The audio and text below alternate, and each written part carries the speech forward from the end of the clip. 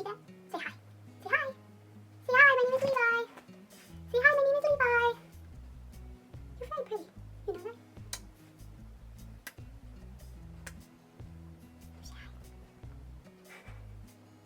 I think this way might work. Hey guys, so today we are going to do one of the more requested videos that I've been getting, which is a video on this guy right here. This is Levi. Say hi, Levi. Look at the camera. He won't say hi, I'm sorry. We should probably get rid of some of them eye boogies, huh? Okay, so at the end I'll put his vest on him so those that are curious can see what he looks like with his vest on, I guess, if you want to see that. He doesn't like, I've been making him sit here so I could like make sure he was in the frame for like 10 minutes, so he just wants to lay down. So chances are you may not see his head in the whole video, but we will see. Question number 1 is, what is his name? His name is Levi. I call him Leviathan when he's in trouble sometimes, but that's, yeah. Right, Levi? Is your name Levi? Yeah. Hi, buddy. Good boy. Okay. So number 2 is, what is his breed? We are not 100% sure. The top 3 that we are pretty certain of is German Shepherd, Great Pyrenees, and Labrador. Some people have mentioned Husky before. I don't necessarily see it, but some of the mannerisms of the Husky and his howling, I might believe that that was a possibility somewhere. Number 3 is, how old is he? He is 6 years old. Number 4, how much does he weigh? He weighs 125 pounds, yes. I get asked that question a lot in public, how much he weighs, because he is quite tall and huge. 5 is the most asked question that I got, which is, what type of service dog is he, or what do I have him for? He is a panic attack alert dog and crowd control dog. Basically what he does is he is able to tell when I might have a panic attack coming on, and he will come up to me and either push himself against me or just let him pet him so that we can try to make sure that I do not have the panic attacks. Since I've gotten the service dog, since I've gotten him, my panic attacks have almost completely diminished. I still will get some anxiety, but no full-blown anxiety attacks really anymore. And I was able to get off pretty much all my medication as well regarding that type of stuff. And he was also helped me so that I could graduate from high school, because I was not looking to graduate from high school back when I was there. But once I got him, I was able to stay in my classes better and stuff like that. And so yes, he made it possible for me to graduate. He's a really good boy. So some of you might be thinking, you have panic attacks and you sang on a stage or in front of people. That to me is, I think those that have gone through panic attacks, like actual panic attack disorder, not just anxiety, understand that that is different. You have no control over when you get anxiety. Sometimes you may have a panic attack for no apparent reason at all. Okay, the next question is something that I wanted to address on my own, which is that Levi will actually be retiring within 6 months to a year. We have another dog in training that my mom is training. She has trained service dogs for 10, or not service dogs, she's trained dogs for 10 years. She is training Remington, who is a 9-month-old lab pointer mix. I will insert a picture of what she looks like. We call her Remy for short. And we got her from a humane society when she was about 5 months old. And she is already attending long periods of time when we're out and stuff. And she's doing really good, but still have to get to the point that she's completely off leash before she can transition with Levi. And then with that comes another question that people tend to ask, which is, what happens to Levi after he retires? And basically, when we start transitioning and we think Remy's ready, then we'll start kind of transitioning them slowly, and so that Levi can get used to being an at-home dog. He'll still stay with me, he'll still be my dog, he just will not be a service dog. The reason he is retiring at only 6 is, 1, because he is 125 pounds. So although 6 seems young for a dog, that is actually kind of old for a dog that size.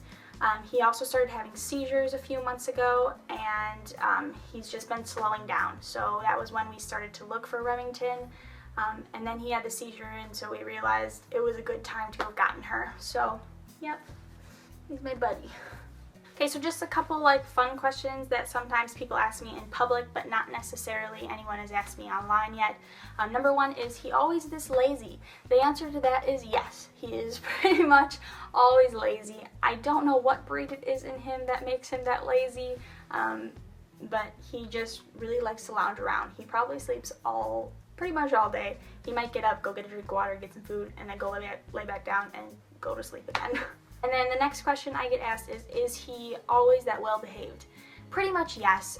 When he has his vest on, it is completely different than when he has his vest off. He will not listen as well when he has his vest off. I think it goes for most service dogs that when they have the vest off, they know, and then they'll go play and they'll do stuff. So yeah, he is pretty much always this well behaved. I kind of think it might just be because he's so lazy, but also he had very good training as well. But yeah, when you take his vest off, he is just like a normal dog, and he'll play on days he feels like being a little more energetic. Number 3 is, does he bark at people? At home, yes, he does bark at people. He really is a normal dog. When someone when someone knocks on the door, he will bark, but he's more of a howler, like I said, so he might bark at first, and then he'll like do a low howling kind of thing. The next question is a question that I get quite often in public, which is, why can't I pet him or talk to him even, or something like that.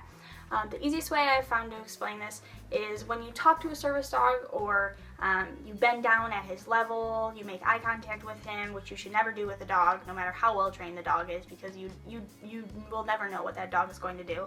And then definitely never pet the dog. And the biggest reason for this is the dog has a job to do, and it's paying attention to its handler. And if the handler starts allowing people to pet the dog, talk to the dog, it allows that dog to get used to distractions and getting attention in public, and then the dog will start searching for it, which is a big issue, because then they're just searching for attention whenever they meet a new person or see a passerby, instead of focusing on what their job is. So that is why you should never pet a service dog. Just pretend like it's not even there. I know it's hard for those that, because service dogs are not something you normally see, and so it's kind of cool to see a service dog walking around in a store, but you have to try your hardest to understand that that dog is there with that handler for a reason. Even if it's just in training, you should not pet that dog. So yeah, definitely, if you ever see a service dog, just leave it alone and don't pet it. Don't, talk to it or get down to eye level with it. Just pretend it's not there so that it can do its job and take care of its handler like it's supposed to. The next question is he really allowed everywhere? Yeah, pretty much he is allowed everywhere. There are a few places that are allowed to deny service dogs, and that is only churches, because they are private organizations, and some parts of the hospital are allowed to say no. So like burn units, surgical rooms, which there have actually been stories about some service dogs that have gone into surgery rooms to specifically watch and alert to something happening during a surgery, which that was pretty neat actually when I read that article. If I can find it, I'll try and link it down below. So those are really the only two places. They're not supposed to deny you to even bring your service dog in an ambulance. And yeah, you can bring them on an airplane with you. They go on the actual airplane with you.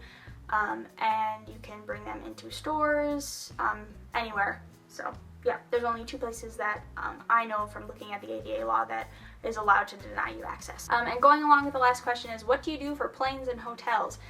Planes is pretty simple. There are some airlines that kind of give you a big deal about it, but the one that I've heard that is the best is Southwest Airlines. Basically all you do is you order your ticket like normal. You can call ahead so you can get an early boarding pass, and the service dog is allowed free of charge on the airplane. So they just come on like normal, and I mean, there's no issue. They just either sit on the seat if they're small enough or right in front of you. So yep. Oh, and then hotels.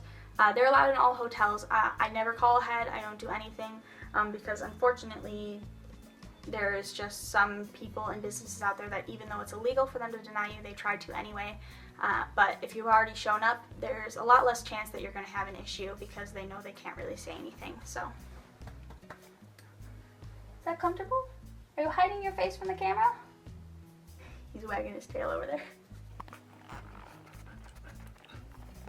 See, this is my desk, and I like it.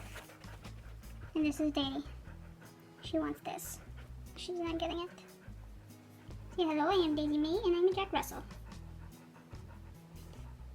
So that's the end of the video. There aren't any questions left, but if you guys do have any more that I either didn't think of or you didn't get a chance to ask, go ahead and leave them in the comments below. If I get enough, I'll try to make another video. Otherwise, I will just try to answer you guys individually if I can. Sorry about possibly the lighting, and the background definitely changed. Well, the area that it's in.